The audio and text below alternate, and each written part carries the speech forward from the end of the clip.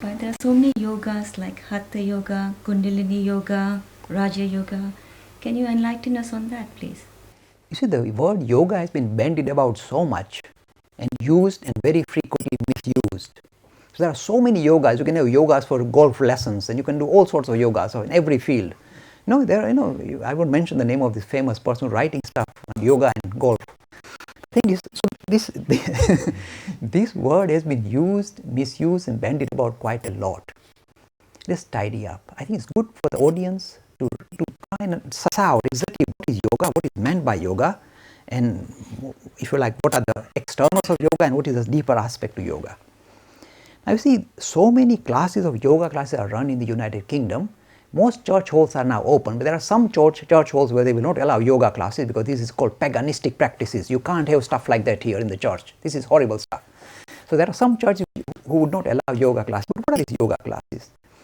These classes are basically nothing but, if you like, physical exercises and postures. So these are classes run to train the young and old on exercises, physical postures and exercises. What is the aim of this? The aim is very good. It's trying to, if you like, bring a healthy lifestyle. So physical exercises and postures can definitely help your health. Everybody will confirm. In fact, this is one of the big selling point of the yoga system. Now, this aspect of yoga is called Hatha Yoga. The word Hatha means through duress, through pressure. So what is saying, we want to pressurize the body, put the body under duress, make it strain it a little bit so that it becomes more healthy. Keep testing the body to the limit, thereby it becomes more healthier. Why should, surely all of us would encourage healthy living and a healthy body.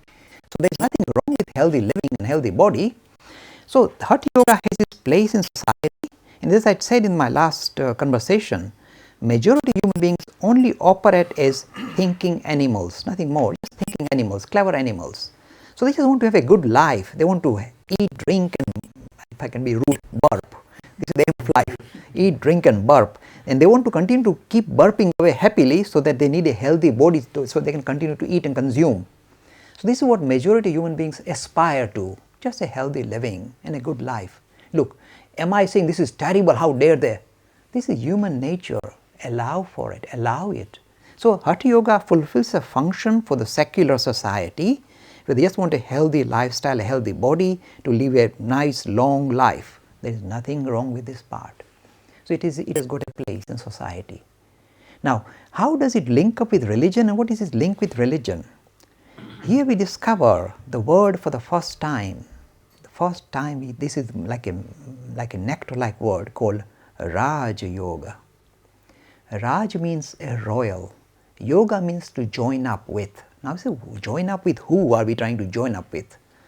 The aerobics teacher? What are we trying to join up with? So the idea is in Hatha Yoga, you just need a healthy body. You are joining up with your body. This idea is you join up with your body, so you are in full, if you like, full charge of your own body. That's the idea of Hatha Yoga, through duress, through pressure on the body. Raj Yoga, the royal yoga, is to join up not just with your body, because just become a better animal, a healthy animal, but to join up with the spirit, something that is religious. So trying to, like, build up links.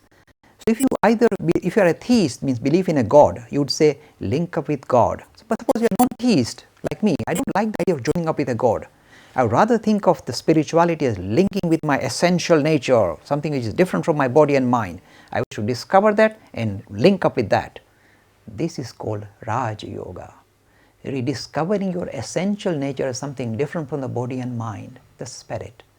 And this is the aim of Raj Yoga. And it's nice the word, they use the word Raj, means the royal yoga, not the ordinary yoga, not the Hatha Yoga. Variety of other yoga that sprang up, I'll just touch on them as well. But Raj Yoga says very clearly, this is the royal pathway of not joining up with, willy-nilly with anything and everybody, but joining up with your essential nature, discovering your essential nature, rediscovering your essential nature of the spirit. This is called Raj Yoga. Now, the two personalities who really attract me and draw me to Hindu religion, because they are both marvelous personalities, very ancient personalities. We don't know whether they are actually historically exist or not, but I'm in love with these personalities, whether they are real or made up.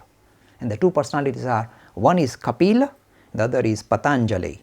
Now, these two ancient personalities, if you like, produced the foundation stone to the whole idea of yoga. I am talking of the higher yoga, not the physical yoga, but the higher yoga. So these two people are, if you like, the foundation stones of this idea of linking up with our essential nature of the spirit, rediscovering who we truly are. And these two personalities are the foundation. What is the unique feature?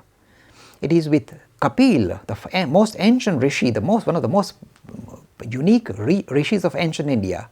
We discovered the idea that here is one man who for the first time was able to suss out or separate that I am not the body, not the mind, not the intellect, but something dramatically different from the body, mind and the intellect. I am the spirit. He is the first person to actually experience it, not just talk about it. Because before that, Hinduism did not have this. Hinduism was a materialistic religion. The ancient philosophies, the Nyaya Vaisheshika philosophies were materialistic philosophies, talking about matter as your essential being. You are made of atoms. And here comes Kapil saying, we are we are not an output of atoms. We are something dramatically different from matter.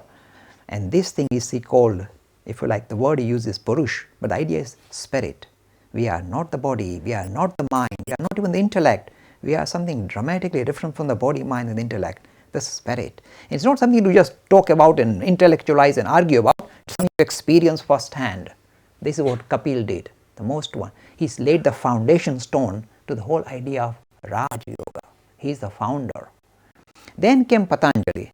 Now Patanjali must have been also a highly enlightened individual, because not only was able to relate to the idea of Kapil, he codified a system which anybody can follow. If somebody says, look, I don't believe in God, I don't believe in religion, I don't believe in the soul, this is all make-believe stuff just to control society, it's nonsense.